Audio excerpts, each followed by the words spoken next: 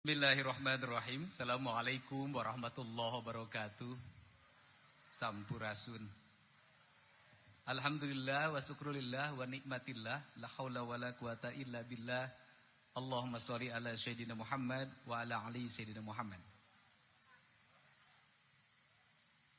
Bapak dan Ibu yang saya hormati, yang berkumpul bersama-sama untuk berbagi rasa, berbagi cinta, merajut hati, menyulam rasa, membangun kebersamaan, menata hidup agar besok lebih baik dibanding hari ini. Yang saya hormati Bang Abu Rizal Bakri, senior kita di bidang politik, tapi bukan di bidang dunia usaha karena memang saya bukan pebisnis.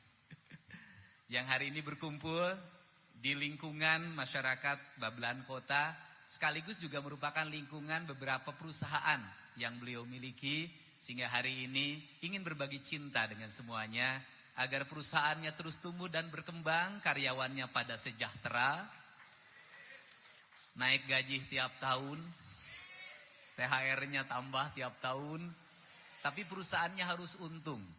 Masyarakat di sekitarnya mendapat dana CSR dalam setiap masanya, sehingga terjadi sinergitas yang harmonis antara dunia bisnis dengan masyarakat di sekitarnya. Yang saya hormati pimpinan yayasan Pak Kiai Haji Mukhtar Siddiq, saya mengucapkan terima kasih atas kesempatan yang diberikan menggunakan tempat yang Bapak miliki serta segenap penggerak yayasan.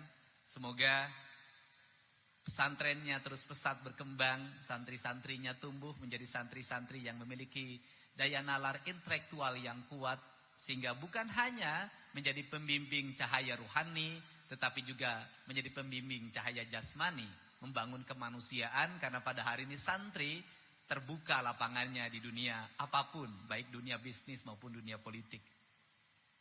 Yang saya hormati Ketua DPRD Kabupaten Bekasi, walaupun jadi ketua tetap AA sampai kapanpun. Jadi tadi sudah mengucapkan selamat datang bagi semuanya.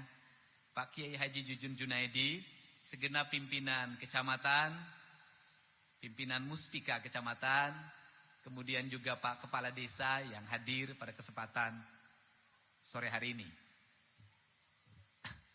Ada kalimat yang tertera dalam banner di depan, kalimatnya memanen cinta Ramadan.